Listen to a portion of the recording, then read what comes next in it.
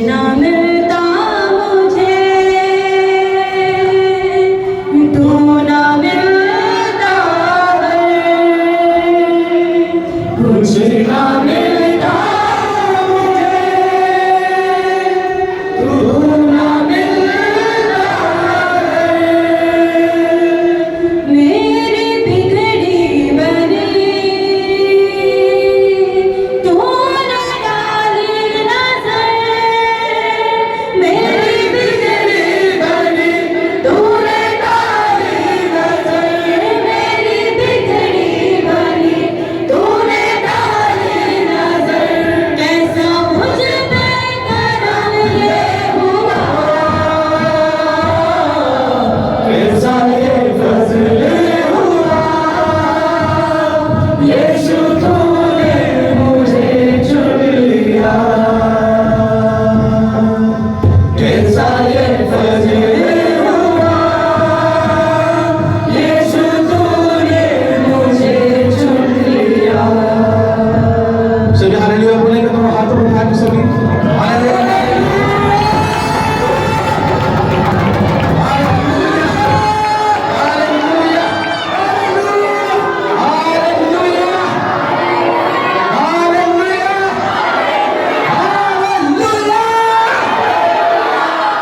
तारीफ करो जोर से बोलता है।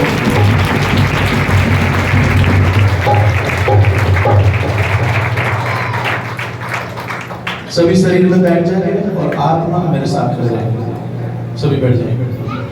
Thank you Jesus.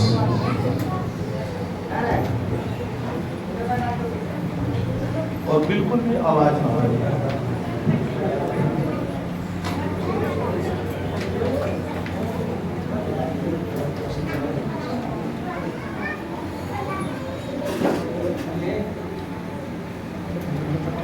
अपनी बाइबल को दिखा दो।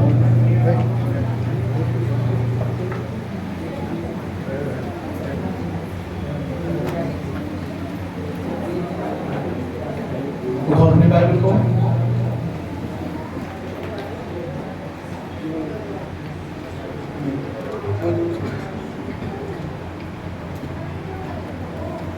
हालेलुया।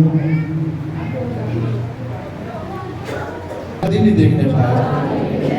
परमेश्वर हम आपका धन्यवाद करते हैं, आपने हमें आज का दिन दिखाया। हमारा विश्वास है हम कल का दिन भी देखेंगे। पवित्र आत्मा आज का वचन मेरे लिए है। आज का वचन सुनेंगे और सेव ना रहेंगे। आज का वचन हमारे जीवनों को बदल देगा।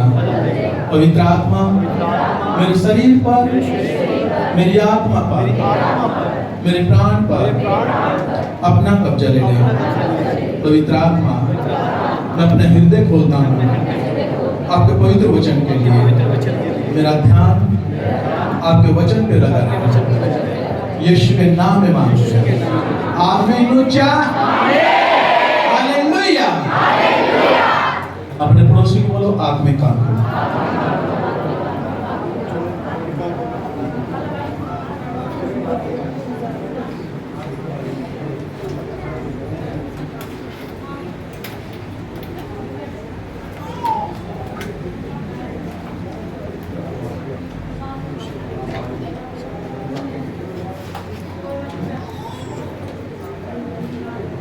अपने पड़ोसी को बोलो कि परमेश्वर धर्मी है।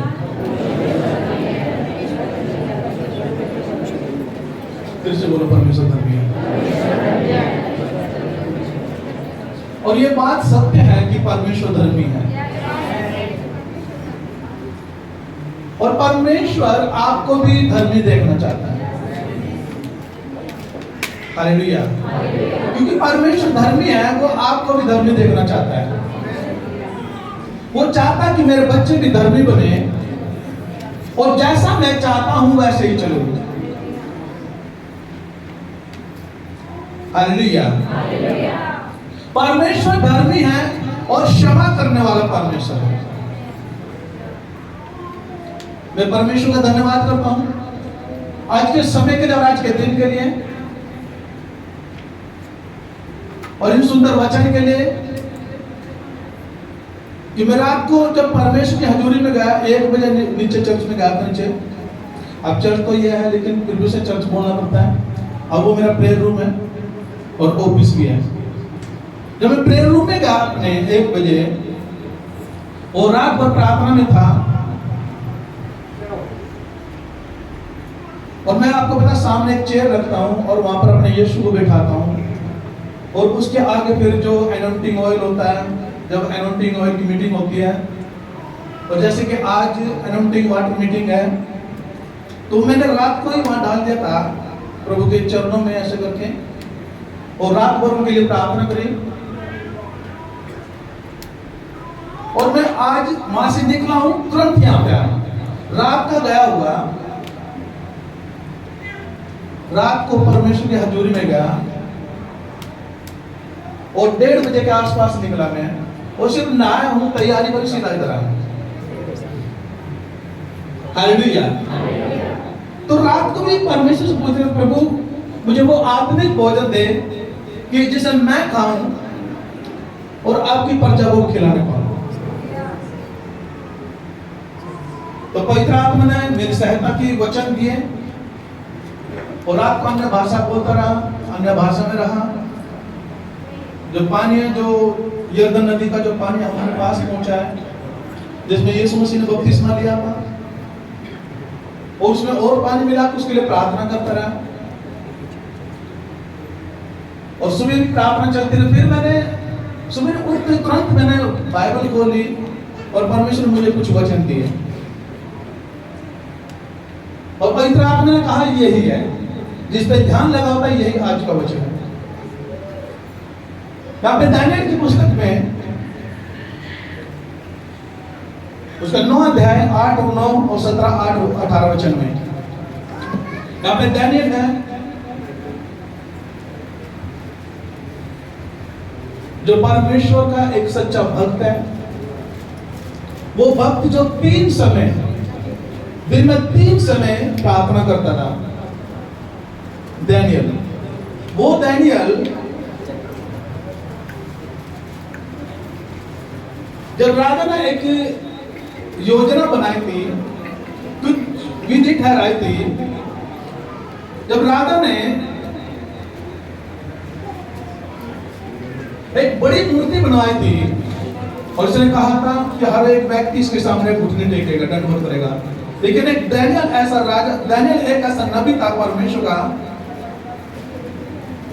जो किसी के सामने घुटने नहीं टेकता था, सिर्फ परमेश्वर के सामने। और कुछ लोगों ने उसके खिलाफ चुगली खाई और राजा के पास पेश हो गए कि ये दानियल नाम का व्यक्ति है जो आपके आज्ञा को नहीं मानता है। और राजा ने उसको सजा दी और उसे शेरों की मार में डाल दिया। और बाइबल इस चीज की गवाह है, जब उस शेरों के मार में डाल दिया गया, 4 तरफ उसके शेर थे और वो परमेश्वर के सामने घुटने टेक रहा था, तो बाइबल बताती है कि परमेश्वर ने शेरों को मुंह के ऊपर क्या कर दिया था, बंद कर दिया था। हालेलुया। ये वही दानियल है जो अपने लोगों के लिए परमेश्वर से प्रार्थना करता है। किन लोगों के लिए?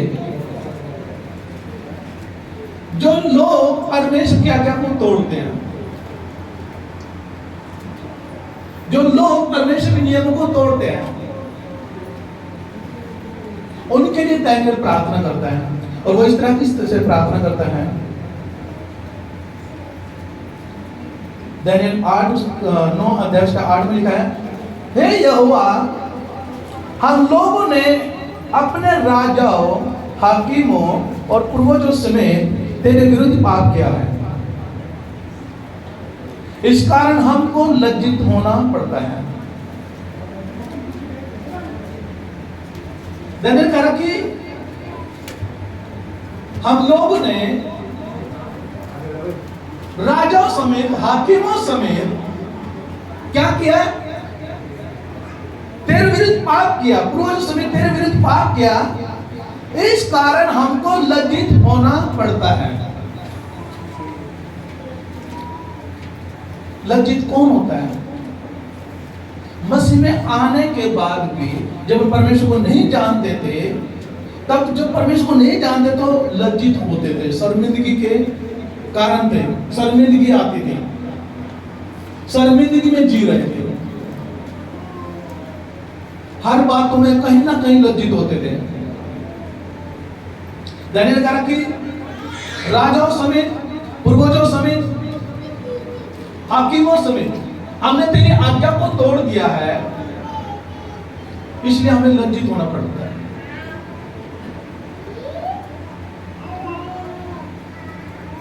शर्मिंदगी कब आती है?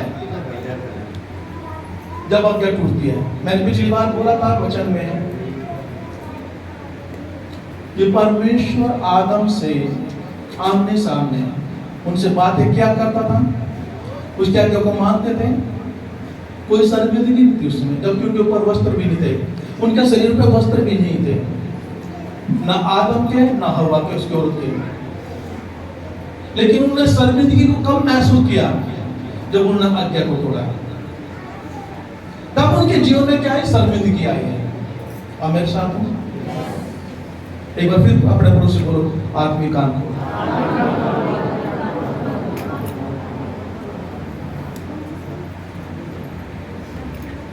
नौ आयत में लिखा है, परंतु यदि हम अपने परमेश्वर प्रभु से फिर गए तो भी तू दया का सागर और क्षमा की खान है। यदि परमेश्वर से फिर गए हैं तो भी परमेश्वर का है दया का सागर है, और सागर में से जितना मर्जी पानी लो वो कभी घटता नहीं है। परमेश्वर ऐसा परमेश्वर है, आप उससे जितना मर्जी प्रेम ले लो, उसका प्रेम कभी घटता नहीं है। जब इन वचन को पढ़ रहा था कि यहाँ पे परमेश्वर तो दया का सागर है, वो क्या है? क्षमा की खान है, क्षमा की खान। यानी परमेश्वर दयालु है और क्षमा भी करने वाला परमेश्वर है। लेकिन ये कब तक है? जब तक आप पृथ्वी पर हो तब तक क्षमा है। हालेलुया। जब तक आप पृथ्वी पर हो तब तक क्षमा है, उसके बाद कोई क्षमा नहीं है।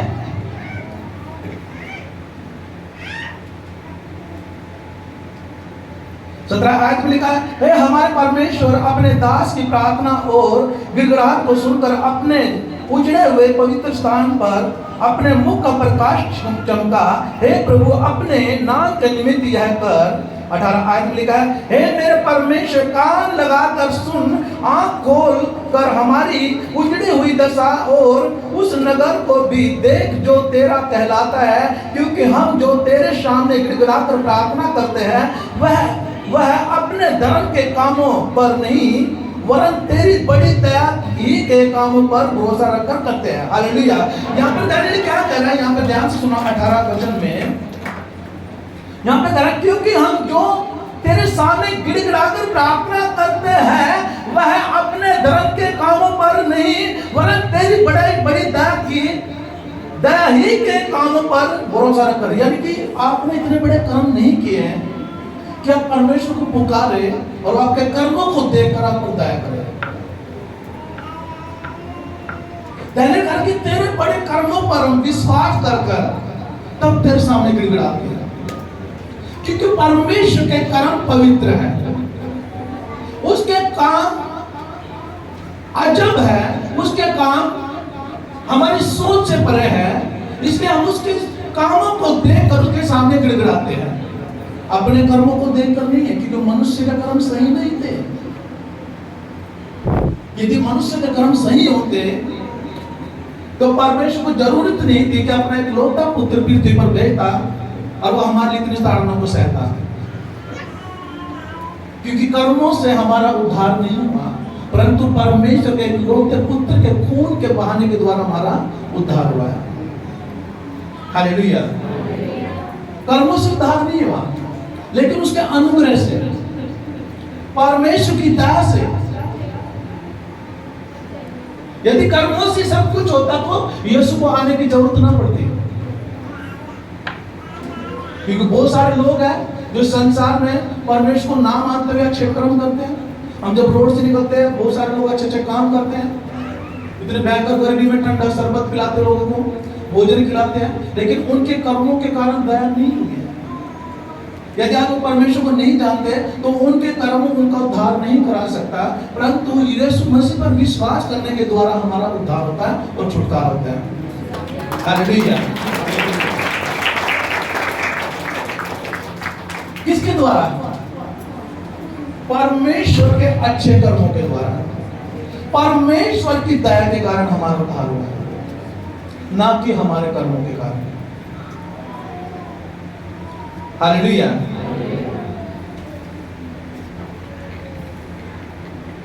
और ये बात सच है, परमेश्वर दयालु और क्षमा करता है। मसीह में दो प्रकार के लोग होते हैं, दो प्रकार के व्यक्ति होते हैं। एक व्यक्ति जो जानबूझकर सच्चाई को जानकर भी क्या करता है? गलती करता है।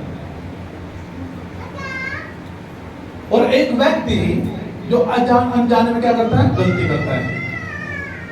दो तरह के व्यक्ति होते हैं। एक तो जानबूझकर सच्चाई को जानबूझकर पाप करता है, जानबूझकर गलती करता है। और एक व्यक्ति वो है जो अनजाने में गलती करता है, अनजाने में पाप करता है।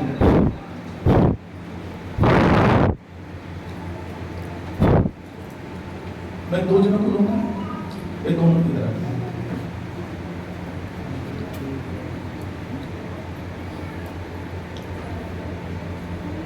दो लेडीज आ गई, एक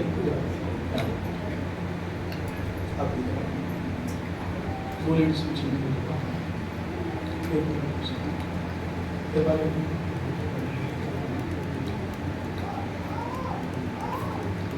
मैं जेंट्स में से ही नहीं लेना चाहता था, मैं चाहता हूँ लेडीजों में से। जेंट्स पे सारे के उदाहरण, लेडीज पे भी सारे दृष्टांत जेंट्स पे क्यों, या फिर सारे लेडीज पे क्यों? हालेलुया। कितने प्रकार के व्यक्ति होते हैं मसीह में? दो प्रकार के व्यक्ति। एक तो जानबूझकर गलती करता है और फिर वो क्या करता है? लंबी परीक्षा में जाता है। एक तो जानबूझकर गलती करती है, वो लंबी परीक्षा में जाती है। एक जो अनजाने में गलती करता है, अनजाने में गलती करती है, वो परीक्षा में तो जाता है, जाती है, लेकिन उसके लिए जल्दी निकास हो जाता है, उसके लिए जल्दी रास्ता बन जाता है, वो जल्दी परीक्षा से बाहर निकलता है। लेकिन जो जानबूझकर गलती करता है वो लंबी परीक्षा में क्यों जाता है? लंबी टेंशन में क्यों पड़ा रहता है?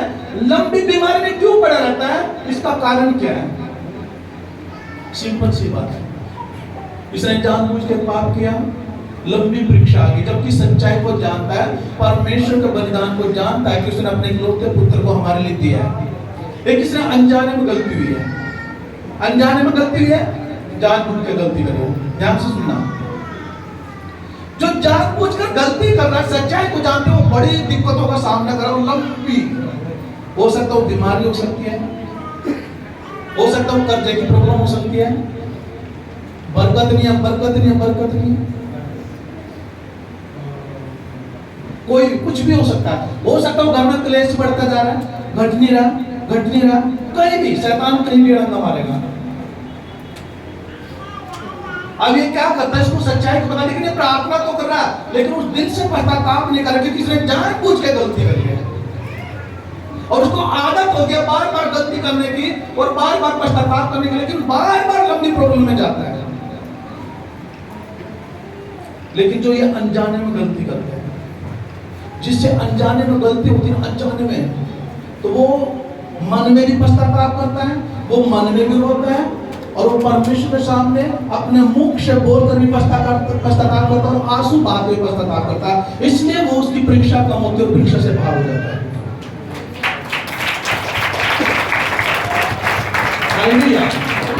आप कभी अनुभव करना, जो पवित्र काय में चले गए, जो अनजाने में गलती, तो उसका चेहरा उतरा रहेगा, मैंने बहुत बड़ी गलती करी है, उससे पाप हो गया। तो वो हमेशा वो चुपचाप रहेगा और वो परमेश्वर के सामने मन में भी प्रार्थना करता रहेगा, मन में भी दुखी होगा कि परमेश्वर मुझसे गलती हुई है, मुझे क्षमा कर। और जब परमेश्वर की हजूरी में जाएगा और रो रो के भी प्रार्थना करेगा, परमेश्वर मुझसे गलती होगी, मुझे क्षमा कर। और इसलिए वो परीक्षा में तो जाता है, लेकिन परीक्षा से बाहर जल्दी भी निकलता है। लेकिन जो जानबूझकर पाप करता है, सच्चाई को जानने से थोड़ी को आदत पड़ी हुई है,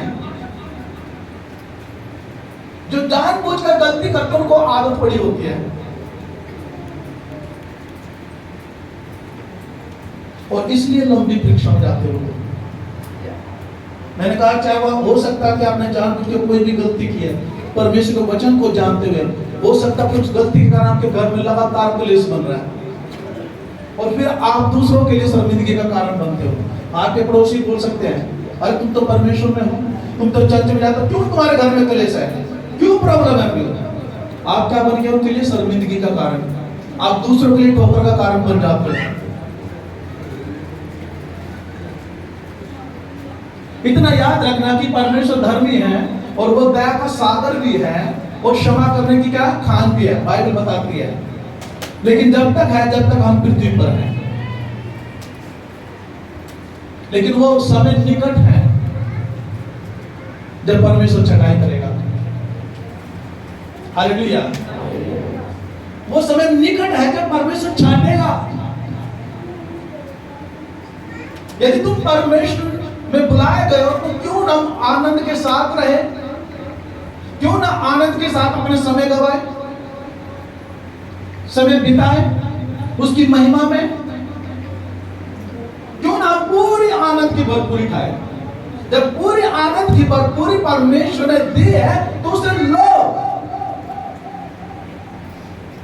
आनंद के साथ जियो।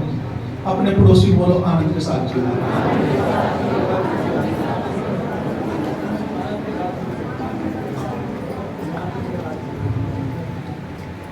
कितनों को समझ में आएगा? जानबूझकर गलती करने वाला हमेशा मुसीबत में पड़ा रहेगा। जो जानबूझ के गलती करते हैं, घर में लोग जो बच्चे होते हैं वो हमेशा बीमार रहते हैं, वो और ज्यादा पाप में जाते हैं। प्रॉब्लम का क्योंकि जानबूझकर बड़ों ने गलती की है, सच्चाई को जानते हुए भी इसलिए प्रॉब्लम का सामना करते हैं। लेकिन वो जो अनजाने में गलती करता है, सच्चाई को दोनों ही जानते हैं, लेकिन जो अनजाने में गलती करता है वो रोता है, वो पश्चाताप करता है, वो जल्दी। परीक्षा तो उसके जीवन में भी आती है, ऐसा नहीं है कि परीक्षा नहीं आएगी, परीक्षा तो उसके जीवन में भी आएगी। उसकी गलती के कारण वो जल्दी परीक्षा से बाहर निकल जाता है पश्चाताप के साथ, क्योंकि वो दिल से पश्चाताप करता है। हालेलुया। यीशु ने कहा सच्ची दाखलता मैं हूं और मेरा पिता क्या है, किसान है। कहते जो डाली मुझ में बनी रहती है और मैं उसमें, वो बहुत सारा फल फलती है। जब तुम यीशु मसीह में बने रहोगे और यीशु में तुम में बना रहेगा तो तुम फलोगे, और जब तुम फलोगे तो उस आनंद की भरपूरी को खाओगे जो परमेश्वर ने तुम्हारे लिए रखी है।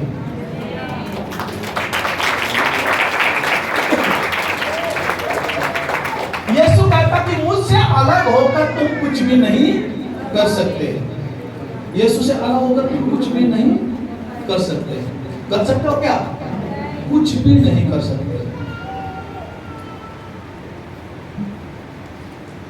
हालेलुया। यदि तुम उसमें बने रहोगे तो यीशु भी तुम में बना रहेगा और तुम फल फलोगे।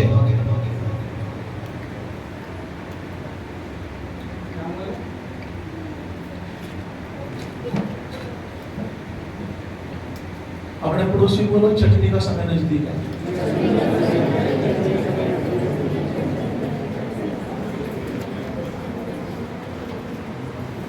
यूहन्ना बपतिस्मा देने वाले के बारे में जानते हैं?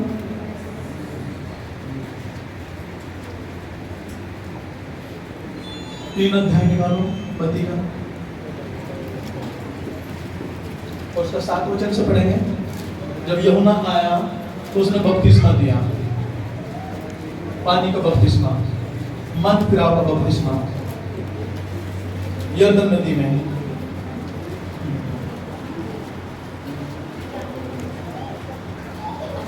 मत्ती की पुस्तक 3 अध्याय उसका 7 वचन से।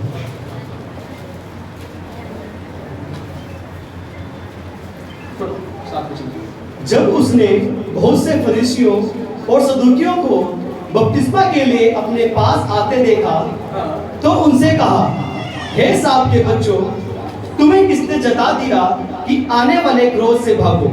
हालेलुया। क्यों किनको सांप के बच्चे बुलाए उन्होंने? फरीसी और शास्त्रियों और सदूकियों को। क्यों बोला? क्या वो परमेश्वर की प्रजा नहीं थी?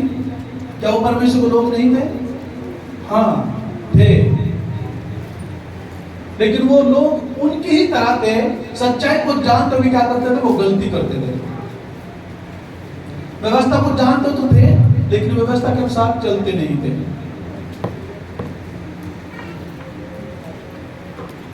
और बाइबल कहती है कि व्यवस्था के द्वारा कोई भी व्यक्ति धर्मी नहीं ठहरेगा, क्योंकि व्यवस्था कठिन थी। ऐसा नहीं कि व्यवस्था गलत थी, व्यवस्था तो भली थी, अच्छी थी, लेकिन कोई भी व्यक्ति व्यवस्था को पूरा नहीं कर सकता था। क्यों नहीं कर सकता था? उस समय व्यवस्था कठिन थी, लेकिन आज व्यवस्था कठिन नहीं है। आज वो सारी व्यवस्था परमेश्वर के इकलौते पुत्र ने अपने प्रेम के द्वारा उसे क्या कर दिया? पूरा कर दिया। तारीफ करेंगे परमेश्वर की। व्यवस्था भली थी, लेकिन कठिन थी। मनुष्य उस व्यवस्था को पूरी नहीं कर सकता था, लेकिन परमेश्वर ने अपने इकलौते पुत्र यीशु के द्वारा, उसके प्रेम के द्वारा उस व्यवस्था को पूरी किया। आज भी आप उस व्यवस्था को पूरी करते हो जब आप एक दूसरे से प्रेम रखते हो। हालेलुया। आज उस व्यवस्था में शामिल होते हो जब आप अपने जैसा अपने पड़ोसी से प्रेम रखते हो। आप मेरे साथ हैं, परमेश्वर आपके साथ है। हाँ, आगे। इसलिए मन फिराव के योग्य फल लाओ। क्या कर रहा है यूहन्ना? क्या कर रहा है? इस सांप के बच्चों क्या कर रहा है? इस योग्य क्या मन फिराव के योग्य क्या लेगा? फल लेके आओ। आप फिर से पढ़ेंगे 7 वचन। जब उसने बहुत से फरीसियों और सदूकियों को बपतिस्मा के लिए अपने पास आते देखा तो उनसे कहा, हे सांप के बच्चों, तुम्हें किसने जता दिया कि आने वाले क्रोध से भागो। इसलिए मन फिराव के योग्य फल लाओ। मन फिराव के योग्य फल लेके आओ, और अपने अपने मन में यह ना सोचो कि हमारा पिता अब्राहम है, क्योंकि मैं तुमसे कहता हूं कि परमेश्वर इन पत्थरों से अब्राहम के लिए संतान उत्पन्न कर सकता है। अब कुल्हाड़ा पेड़ों की जड़ पर रखा हुआ है, इसलिए जो जो पेड़ अच्छा फल नहीं लाता वह काटा और आग में झोंका जाता है। कुल्हाड़ा कहाँ पर रखा है? पेड़ों की जड़ पे। पेड़ है या पेड़ों है? पेड़ों। एक पेड़ का जिक्र नहीं है, पेड़ों। कुछ वचन इस तरीके से समझाए जाते थे कि वो पेड़ों के बारे में, किसके बारे में जिक्र कर रहा है? मनुष्य के बारे में। तेरे जड़ पे कुल्हाड़ा रखा हुआ है। तेरे जो जो पेड़ अच्छा फल नहीं लेकर आएगा वो क्या कर दिया जाएगा? काट दिया जाएगा। और कहाँ डाल दिया जाएगा? आग में। किसके बारे में बात हुई है? मनुष्य के बारे में। यीशु कह रहा है, यदि तुम मुझ में बने रहोगे तो मैं भी तुम में बना रहूंगा और तुम फल फलोगे। मुझसे अलग होकर तुम कुछ भी नहीं कर सकते। जो डाली फल नहीं लेती उसे वो काटता है। और क्या होता है? जब वो काटते हैं, सर परमेश्वर उसे काटता है तो कहाँ पे डालती है? वो सूखती है और लोग उसे आग में डाल देते हैं। तो यहाँ पर यूहन्ना क्या कर रहा है बपतिस्मा देने वाला? कि कुल्हाड़ा पेड़ों की जड़ पर रखा हुआ है। जो मनुष्य के बारे में बोल रहा है, जो पेड़ अच्छा फल नहीं लेकर आएगा वो काट दिया जाएगा और आग में झोंक दिया जाएगा। आगे बढ़ो।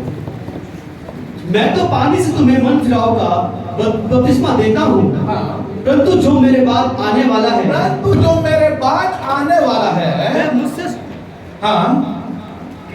वह मुझसे ये लो दूसरा कोई बात नहीं, समझ ये वाला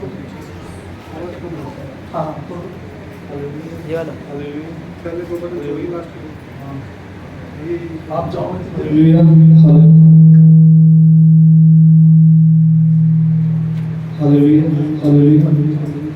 मैं तो पानी से तुम्हें मन फिराओ का बपतिस्मा देता हूँ, परंतु जो मेरे बाद आने वाला है वह मुझसे शक्तिशाली है, मैं उसकी जूती उठाने के योग्य नहीं। कह रहा जो मेरे बाद आने वाला है मुझसे ज्यादा शक्तिशाली है, मैं तो उसकी जूती उठाने के योग्य भी नहीं। हाँ, वह तुम्हें पवित्र आत्मा और आग से बपतिस्मा देगा। पवित्र आत्मा और आग से क्या देगा? बपतिस्मा देगा। हाँ, उसका सूप उसके हाथ में है। सुनो, उसका सूप उसके हाथ में है और वह अपना खलिहान और वो अपना खलिहान अच्छी रीति से साफ करेगा। क्या करेगा? अच्छी रीति से बोलो साफ। उसका सूप उसके हाथ में। सूप किसको बोलते हैं? गांव में छाछ को बोलते हैं, पिछोड़ने वाला ना। ऐसे जैसे स्त्री कुछ राशन लेके आती है, चावल लेके आती है, तो भले ही वहां से जितना मर्जी साफ सुथरा चावल आपको मिले, मॉल से, दुकान से, जहां से मिले, लेकिन उसको एक बार स्त्री क्या करती है? बनाने से पहले क्या करती है? उसे साफ करती है। क्या करती है? यदि उसमें कुछ कूड़ा मिले उसे छाटे और कहाँ फेंकती है? कूड़ेदान में। वो कूड़ा कूड़ेदान में जाता, उसकी कोई वैल्यू नहीं होती। यूहन्ना कह रहा है जो मेरे बाद आने वाला मेरे से ज्यादा शक्तिशाली है, कह रहा है उसके हाथों में उसका सूप है और वो अपने कल्याण को अच्छी रीति से क्या करेगा? साफ करेगा। कल्याण कौन है? हालेलुया, बोला हम उसका कल्याण है। वो कह रहा अच्छी रीति से साफ करेगा अपने कल्याण को। कैसे साफ करेगा? हाँ, उसका सूप उसके हाथ में है। हाँ, और वह अपना खलिहान अच्छी रीति से साफ करेगा। अच्छी रीति से साफ करेगा। हाँ, और अपने गेहूं को तो खत्ते में इकट्ठा करेगा। गेहूं अच्छा होगा उसे तो अपने खत्ते में इकट्ठा करेगा, परंतु भूसी को उस आग में जलाएगा, जो बुझने की नहीं, जो कभी बुझने की नहीं। किधर मेरे साथ है? समझ में आया? उसका सूप उसके हाथ में। किसके? यीशु के। कर वो अपने कल्याण को, कल्याण कौन है? उसकी प्रजा। वो छटाई करेगा और वो छटाई का समय नजदीक है। करे गेहूं को तो अपने खत्ते में रखेगा, लेकिन जो भूसी होगी ना उसे कहां करेगा? आग में डालेगा। क्या हुआ? क्या साफ सुथरा आप गेहूं जो यीशु आपको छाटे अपने खत्ते में ले, क्या उस भूसी के समान हो जो आग में डाल दी जाएगी? वो लोग उस भूसी के समान होते हैं जो जानबूझकर गलती करते हैं।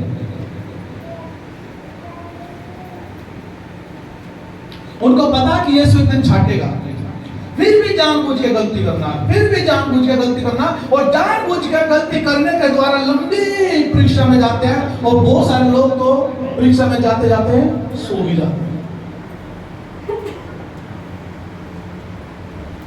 हालेलुया। अपने आप को परखो। एक तो अनजाने में गलती होती है, वो कोई बात नहीं है, परमेश्वर दया का सागर है। हाँ, दया की खान है वो, क्षमा की खान है वो, क्षमा करता है वो। लेकिन कब तक? जब तक हम पृथ्वी पर जीवित हैं। जब उनसे गलती करता है, जब दया मांगता है परमेश्वर से, वो क्षमा करता है। वो दयालु परमेश्वर है, वो धर्मी है, वो क्षमा कर देता, गले से लगा देता है। लेकिन इतना याद रखना, पृथ्वी पर रहने के बाद भी जब जानबूझ के गलती करते हो, अपने शरीर में दुख पाते हो, अपने परिवार के शरीर में दुखों को देखते हो, अपने परिवार में कलेश को देखते हो, ये तो चलता रहेगा यदि आप जानबूझ के गलती करते हो। तो क्यों ना हम अच्छी जिंदगी को जिए? क्यों हम बार बार अपनी गलती के कारण परीक्षा में जाए? जरूरी थोड़ा ना है, कोई इनाम थोड़ा ना मिलता है। हाँ, इनाम तो मिलता है, लेकिन क्या? दुखों का इनाम। परमेश्वर ने हमें आनंद के लिए, आनंद, शांति के लिए, उन आशीषों के लिए चुना है। वो उसने हमें दे दिया। वो कहता भी से तुम लो, और वो आपके हाथ में है।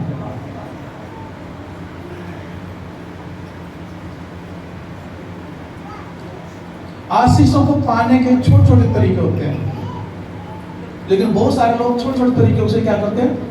चूक जाते हैं।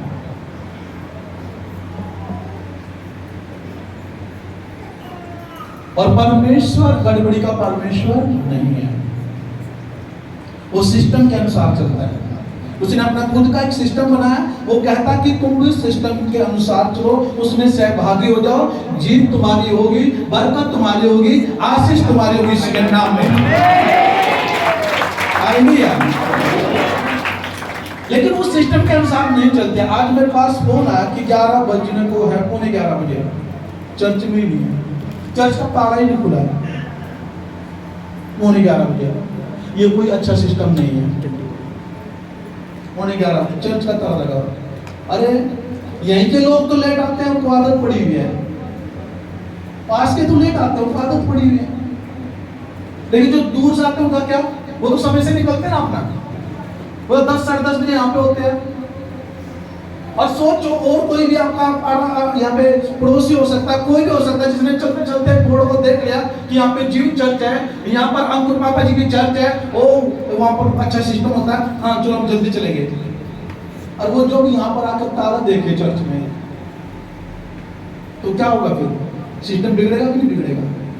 मैं एक बात बोलता हूँ कि मेरे जीवन में, मेरे परिवार के जीवन में परमेश्वर की बहुत बड़ी योजना है। उस योजना में आप शामिल हो, उस योजना में आप शामिल हो जाओ और उन चीजों को ले लो जो परमेश्वर ने आपके लिए ठहराई है।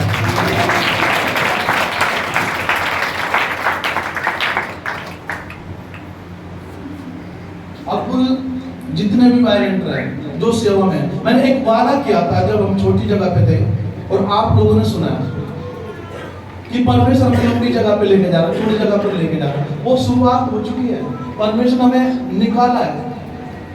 और अब उतावली नहीं किया, परमेश्वर ने धीरज के साथ हमें ये फल दिया है। और ये तो कुछ भी नहीं है, छोटी जगह है, बिल्कुल छोटी। परमेश्वर बहुत बड़ी जगह देने वाला है। ये तो कुछ भी भीड़ नहीं है, परमेश्वर बहुत बड़ी भीड़ देने वाला है। हालेलुया। ये तो कुछ भी नहीं है। हाँ कहते हैं ट्रेलर, कुछ बनने से पहले उसका ट्रेलर, अरे वो भी नहीं है, ये तो ऐड भी नहीं है, ऐड भी पूरी नहीं हुई है, सिर्फ 2 पोस्टर लगे, ये तो ऐड भी नहीं है, छोटी ऐड है, तो सिर्फ कोने पे लगे। अगर ज्यादा लगा है तो पूरे एरिया में लगा, तो वो तो ऐड भी है, तो कुछ भी नहीं है। लंबी योजना है परमेश्वर की। और मैंने वादा किया, मैं अपने वादे पे बना रहूंगा। मैंने बोला था कि आने वाले समय में बहुत सारे भाई बहनों को यहाँ पे क्या काम दिया जाएगा, सेवा का मौका दिया जाएगा। और जब आप परमेश्वर की सेवा करोगे तो आपका परिश्रम व्यर्थ नहीं जाएगा, परमेश्वर आपको प्रतिफल देगा। लेकिन जब अच्छा परिश्रम करते हैं, जब प्रार्थना में मैंने सुना, मैं फोन कर रहा हूँ, कितने लोगों के पास मैंने फोन किया, किसी को फोन नहीं हुआ, किसी का फोन उठा तो रिक्शा की आवाज आ रही, चू चू चू, और कह रहा कि काम पे अब पहुंचने वाले हैं। एक भाई के पास फोन ही नहीं उठ रहा है, शायद घर पे होगा। आप सोचो, जो वर्शिपर टीम है, जो वायलेंटर यहाँ पे, जो प्रार्थना, उनका सिस्टम बिगड़ा होगा तो भैया बात की क्या। एक राजा का सिस्टम खराब होगा तो प्रजा क्या है। अब शनिवार को कोई यहाँ पे वेदी के काम के लिए नहीं आएगा, संडे को ही वेदी का काम होगा। ध्यान से सुनो, यहाँ पे 8 बजे आओ, आप जो सेवा करते हैं, चाहे 7:30 बजे आओ, और 9 बजे तक यहाँ का पूरा काम खत्म होना चाहिए। फिर आपको आधा घंटा पौना घंटा दिया जाता, फटाफट जाके तैयार हो, उससे पहले यहाँ पे किसी ड्यूटी लगा के जाओगे। 8 बजे तक चर्च खुल जाना चाहिए, 8 बजे तक। शनिवार को कोई नहीं आएगा, संडे को ही तैयारी हो करेगी। जैसे जलंधर में होते ना, संडे को पूरी वेदी तैयार होती है सुबह सुबह, ऐसे काम होगा यहाँ पे। और एक सिस्टम के अनुसार होगा, 9 बजे तक काम खत्म, दाढ़ी बीच उच के डिजाइन बन के वेदी का सब कुछ खत्म। आप जाओ, आधा घंटा लगाओ, पौना घंटा लगाओ, 10 बजे तक फिर आप यहाँ पे हाजिर हो जाओ। और आप जो कहता हमें सेवा चाहिए, वो सेवा में शामिल हो सकता है। सेवा आसान नहीं है परमेश्वर करना। अब क्या हो रहा है, गर्मी तो है, कोई सर्दी थोड़ा ना कि धुंध पड़ी है, और लो जो मैं मोटरसाइकिल से आता हूँ, धुंध में कुछ दिखता नहीं, कहीं भीड़ ना जाए, धुंध थोड़ा ना पड़ी हुई है कि ठंड लग रही है, बिस्तर छोड़ने को दिल ही नहीं कर रहा है। हाँ गर्मी है, क्यों ना हम पहले निकले, क्यों ना हम ठंड में निकले अपने। अच्छा कर्म करो, सिस्टम के अनुसार चलो। आप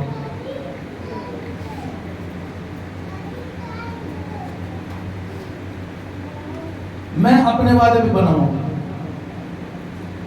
पहले जब सुल्तानपुर उधर चर्च थी, छोटी चर्च किसी घर पे लगाते तो वहां सिस्टम खराब होता है, वो भी मेरी गलती का कारण नहीं था। लेट होता था पर जाता था, मुझे कई भाइयों से सुननी पड़ती थी और मैं अंदर ही अंदर बड़ा शर्मिंदा होता था चीज को लेकर। लेकिन अब ऐसा नहीं है। आप देखते हो छोटी जगह पे विकासपुर में चर्च चालू थी तो 12 बजे 1 मिनट आपके पीछे चर्च चालू, भले मुझे नीचे को जाकर तैयारी करना पड़े। आप लोगों ने देखा भी होगा कि वो पहले जैसी बात नहीं रहेगी। अब यदि हम सिस्टम के अनुसार चलेंगे तो हम बड़ी बड़ी आशीषों को और बड़े चर्च को देखेंगे, बड़ी बेदारी को देखेंगे। ये शिकन जहाँ सिस्टम नहीं है वहां कुछ भी नहीं है। और आप जो पहले से ही जीव चर्च का हिस्सा, यदि आप भी गलती करोगे, आप भी लेट आओगे। कुछ लोग तो आराधना खत्म हो जाती तब आते हैं, उनको पता है अभी 12 बजे आराधना शुरू होगी, अरे कोई नहीं 1 बजे खत्म होगी तब तक हो जाते हैं। किराया भी उतना ही लगना है, समय भी उतना ही लगना है। तो वो जो मिठाई जो आपके लिए रखी है, वो लड्डू जो रखा है, उसे आधा क्यों खाते हो, उसे पूरा क्यों नहीं खाते? जब समय भी उतना ही, किराया भी उतना ही, परिश्रम भी उतना ही। इतना याद रखो, जो पहले आते हैं ना, स्तुति आराधना से पहले आते हैं, और जब वो स्तुति आराधना में खड़े होते हैं, अपने पवित्र हाथों को उठाते हैं और वो स्तुति आराधना करते हैं परमेश्वर की, उनके ऊपर ज्यादा नजर बनी रहती है स्वर्गदूतों की जो यहाँ पे उपस्थित है। पवित्र आत्मा उनको ज्यादा निहारता है, क्योंकि पवित्र आत्मा गड़बड़ी का पवित्र आत्मा नहीं, एक सिस्टम का है। कितनों को समझ में आएगा? फिर क्यों देर से निकलते हो? आपको तो समय से पहले आके आप तैयारी करनी चाहिए और चलो मैं कुछ सेवा कर लूंगा। जब आप फ्री में ही थोड़े में विश्वास योग्य नहीं है तो आपको ज्यादा कैसे मिलेगा? क्यों उम्मीद करते हो कि हमें ज्यादा मिले जब थोड़े में विश्वास योग्य नहीं? और जो यहाँ पे जो सेवा करते हैं उनको देखता हूँ, जो अभी सेवा करते, सुनो मैं सिंपल तरीके साफ साफ बोल देता हूँ। मैंने पिछली बार बोला था वहां पे कि जब हमारी चर्च होगी उनको यहाँ पे जॉब दी जाएगी। वो एक जॉब होगी, वो अपने परिश्रम का प्रतिफल पाएगा। और ये जॉब भी है एक तरह से, जो यहाँ परिश्रम करते, जो गाते बजाते हैं, एक जॉब है। जो दरी बिछाते हैं उनकी एक जॉब है। और परमेश्वर को आशीष देता मैं नहीं हूँ, वो परमेश्वर देता है। आप भी नहीं हो, परमेश्वर देता है। आप नहीं दोगे तो परमेश्वर किसी न किसी से ले लेगा, क्योंकि वो ऐसा परमेश्वर है। लेकिन जो फ्री में ही सेवा नहीं करेगा तो इस चीज की गारंटी क्या है? यदि उसको कुछ सपोर्ट करके कराया जाए वो समय पे, यहाँ पर उसको ही सेवा मिलेगी जो पहले निस्वार्थ सेवा करेगा, जिसके अंदर किसी चीज का स्वार्थ नहीं है, लेकिन फिर भी वो परिश्रम करता है। और कई बहनें मेरी नजर में, कई बेटे मेरी नजर में, कई भाई मेरी नजर में। कितनों को समझ में आई बात है? जो परिवार का सेवा करेगा उसके अंदर किस चीज का स्वार्थ नहीं होगा, नहीं मुझे ये चीज की जरूरत नहीं, मुझे जरूरत नहीं, मुझे सिर्फ परमेश्वर की जरूरत है, परमेश्वर की सेवा करूँ। तो परमेश्वर का वचन है जो मेरी सेवा करता है, मेरा पिता उसका ऑनर करेगा, उसका आदर करेगा, और वो आदर किसी चीज में भी हो सकता है।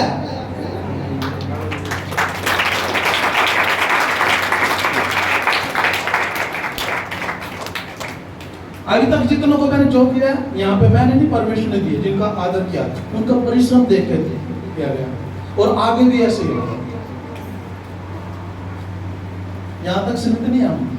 मैंने फिर बोला ये तो छोटा प्रचार भी नहीं है, ये 1-2 पोस्टर लगा दी, ऐड होगी, ऐड भी पूरी नहीं है। जब कई शहरों में, कई एरियो में पोस्ट लगा, जब लगता कि यहाँ ऐड किया है, कुछ भी नहीं है। आज परमेश्वर मुझे स्वप्न दिखाया, इतना बेस्ट स्वप्न। ये चर्च की जगह है, इतनी तगड़ी बरसात हुई कि लैंडर से धार बन के पानी गिर रहा, पूरे दिन पानी गिर रहा। और बहुत सारे लोग वहां के चर्च में नहीं है, वो सब कुछ लोग बचे हुए हैं। वो पानी का आनंद उठा रहे हैं।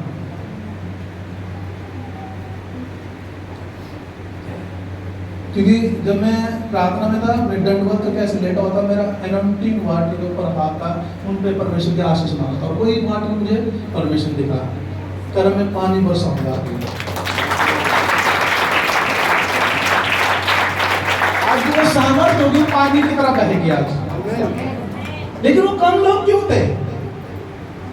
क्यों थे? मैं बड़ा सोचता है ऐसे एक बार, प्रभु कम लोग क्यों खाली था? ऐसा क्यों हुआ?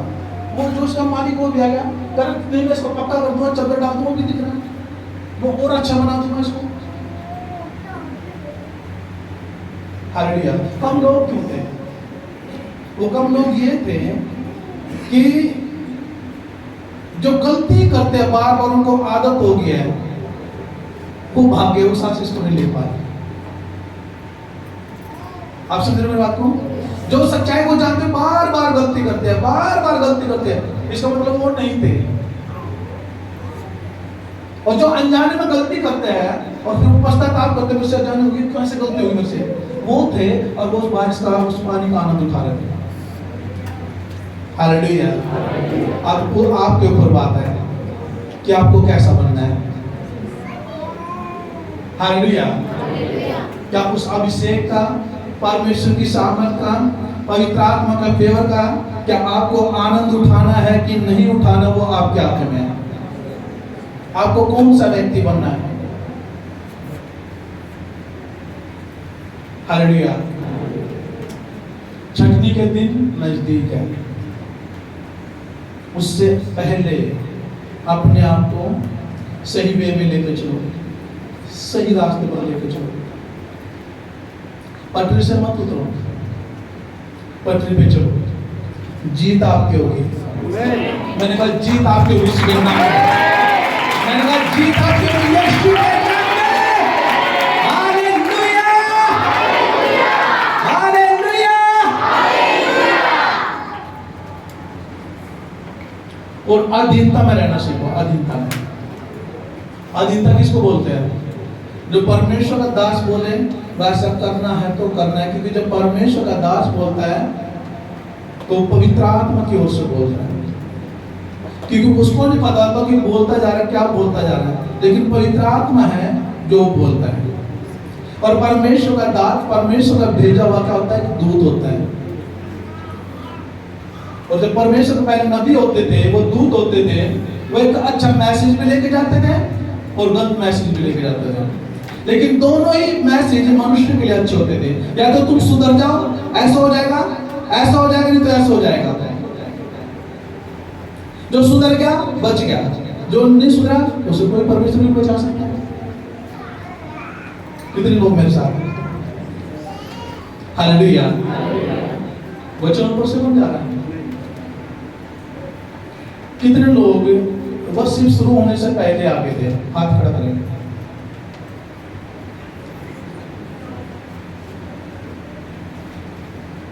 अब ये जितने लोग ना हाथ उठाए, ऊपर दोनों हाथ उठाओ। अब आप जी ना हाथ उठाए, उनके लिए ताड़ी बजाओ जो लेट आए थे।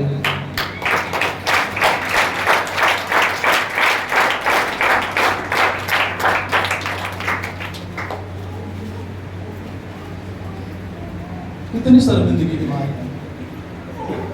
मैंने कहा किराया भी उतना लग रहा है, आपका परिश्रम भी उतना ही है, तो क्यों आता लड्डू है? लड्डू तो पूरे बन रहे हैं, क्यों थोड़ा हले? पूरा खाओ ना। परमेश्वर की हजूरी में पहले क्यों नहीं आते? पिछले संडे को फोन आया मेरे पास में बेटी का, कह रहे कि पापा जी प्रार्थना सुन रहे, कह रहे वो भाई भी नहीं है, वो भी नहीं है, प्रार्थना क्या करूं, 10-15 लोग चर्च में, क्या करूं? 12 बजे इतना टाइम आप बढ़ाया, 2 बजे कर दे क्या, 5 बजे कर दे क्या, फिर आपको रोटी को टाइम हो जाएगा। अवसर को बहुमूल्य समझो, क्योंकि दिन बुरे हैं। संभल के चलो,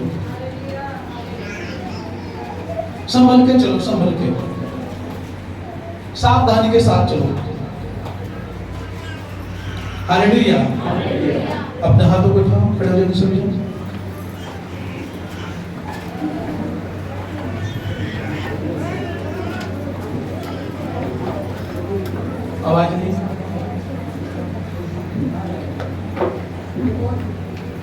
मालूम है पिछली बार एनोनिंग ऑयल मीटिंग थी जो यरूशलेम से इजराइल से आया। आज एनोनिंग वाटर मीटिंग है। आपको एक एक बोतल दे दी जाएगी।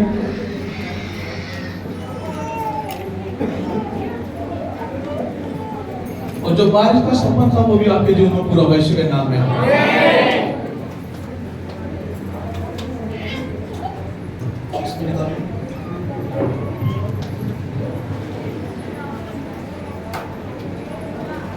ये रेख आगे आ जाए और एक एक लड़की पूजा आगे आ जाए।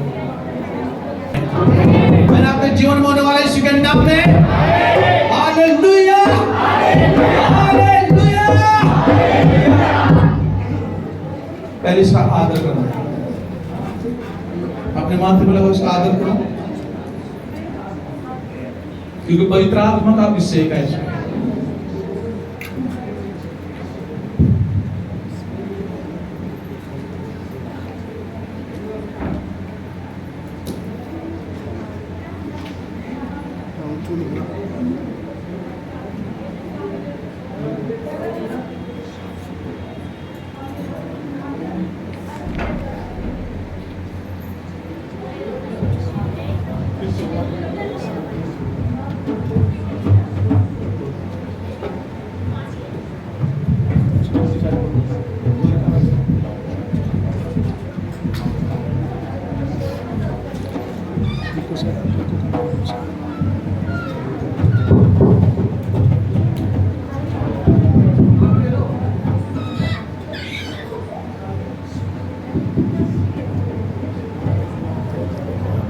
तूने मुझे चुन लिया,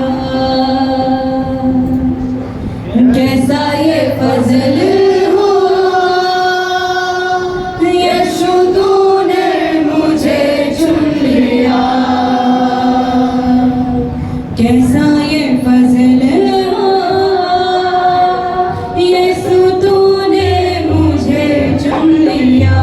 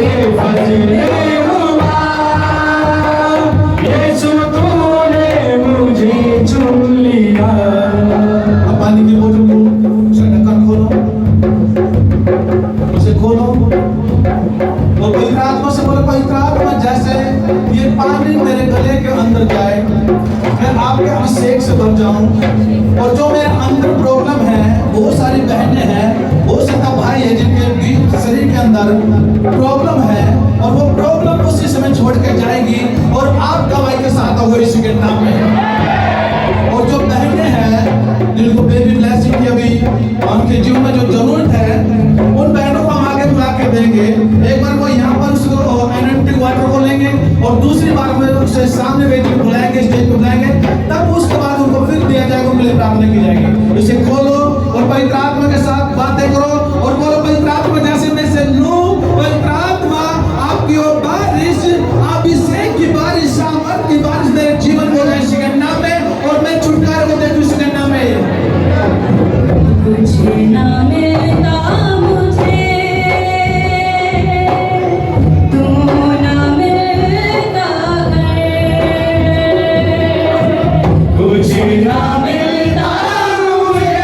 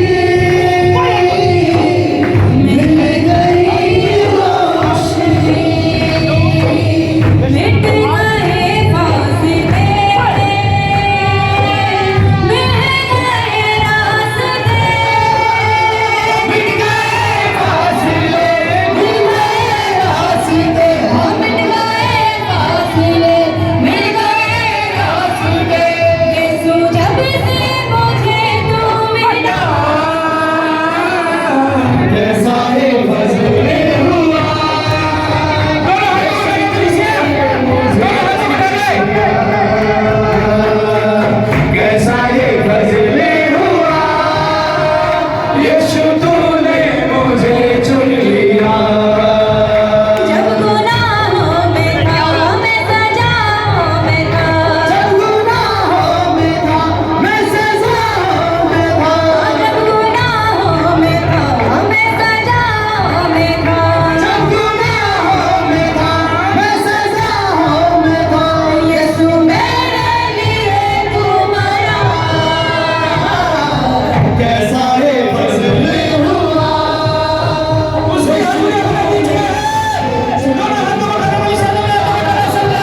कैसा ये फजल हुआ, यीशु तूने मुझे चुन लिया। कैसा ये फजल हुआ, यीशु तूने मुझे चुन लिया। कैसा ये फजल हुआ, यीशु तूने मुझे चुन लिया। हाथों में खोल तूने सूरत मेरी, हाथों पर खोल तूने सूरत मेरी, जिंदगी बन गई खूबसूरत मेरी, जिंदगी बन गई खूबसूरत मेरी, हाँ जिंदगी बन गई खूबसूरत मेरी, जिंदगी बन गई खूबसूरत मेरी, जिंदगी बन गई खूबसूरत मेरी। कैसा मुझ पे करम ये हुआ, कैसा ये फजल तूने मुझे चुन लिया। कैसा ये फजल हुआ, यीशु तूने मुझे चुन लिया। कैसा ये फजल हुआ, यीशु तूने मुझे चुन लिया। कैसा ये फजल हुआ, यीशु तूने मुझे चुन लिया। जब गुनाहों में था मैं सजाओं में था, जब गुनाहों में था मैं सजाओं में था, जब गुनाहों में था मैं सजाओं में था, जब गुनाहों में था मैं सजाओं में था। यीशु मेरे लिए तू मरा, कैसा ये फजल हुआ, यीशु तूने मुझे चुन लिया। कैसा ये फजल हुआ, यीशु तूने मुझे चुन लिया।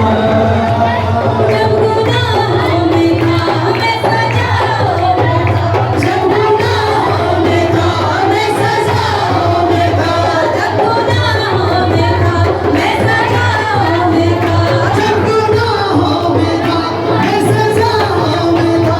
यीशु मेरे लिए तू मरा, कैसा ये फजल हुआ। Holy God!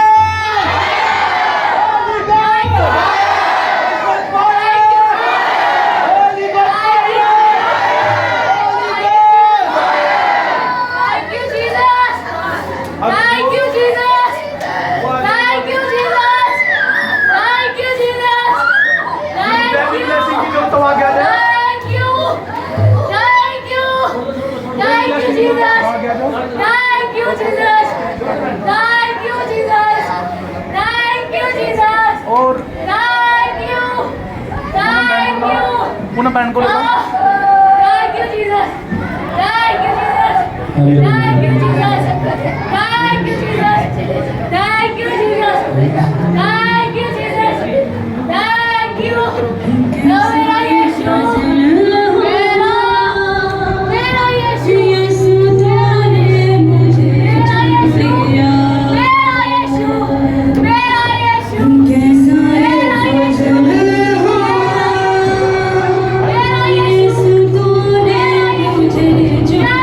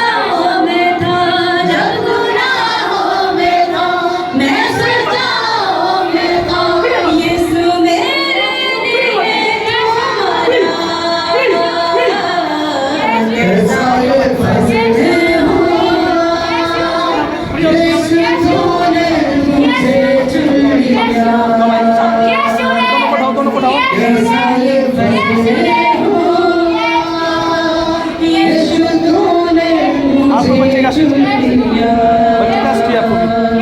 हाँ कैसा ये फजल हुआ यीशु तूने मुझे चुन लिया इसलिए बोला हाँ कैसा ये फजल हुआ यीशु तूने मुझे चुन लिया जब गुनाहों में था मैं सजाओं में था जब गुनाहों में था मैं सजाओं में था यीशु मेरे लिए तू मरा कैसा ये फजल हुआ यीशु तूने मुझे चुन लिया हालेलुया तो सब बोले हालेलुया आप झुककर हम पा चुके इसी के नाम में आप बड़ी गवाही के साथ आ रहे इसी के नाम में मैं फिर कहता हूँ ये 2024 में बहने बेटी ब्लेसिंग से बड़ी बड़ी गवाही के साथ आ रहे इसी के नाम में बेबी ब्लेसिंग के साथ आ रहे इसी के नाम में बेबी ब्लेसिंग के साथ आ रहे पहले इसी के नाम में अद्भुत अद्भुत अद्भुत अद्भुत अद्भुत अद्भुत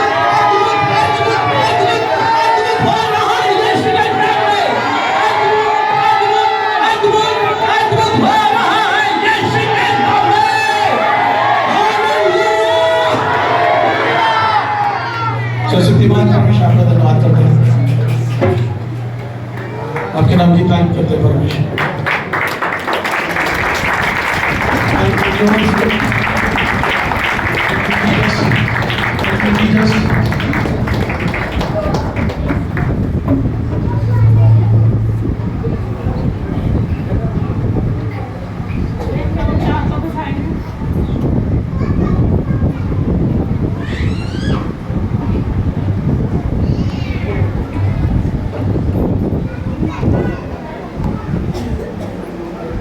Hallelujah. Hallelujah. Hallelujah. Hallelujah. Hallelujah. Hallelujah. परमेश्वर के अद्भुत कामों के लिए परमेश्वर का धन्यवाद दीजिए।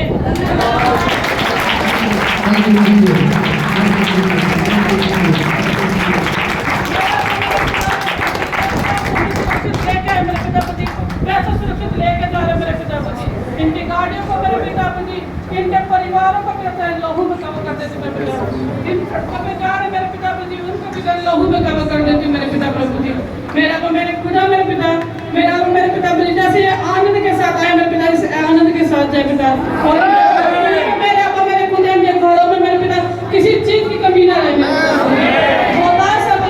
मेरे पिता और जिनके रोजगार नहीं मेरे पिता उनके रोजगार भी लग जाए वो मेरे पिता अच्छा बीज बोना चाहता मेरे पिता वो प्रभु जी अपने पूरे मन के साथ मेरे पिता वो प्रभु जी इस लायक बनने के बाद अच्छा बीज दे सके मेरे पिता सबको सुरक्षित लेके जाओ सबको सुरक्षित रखना पिता यीशु के नाम में मांगते हैं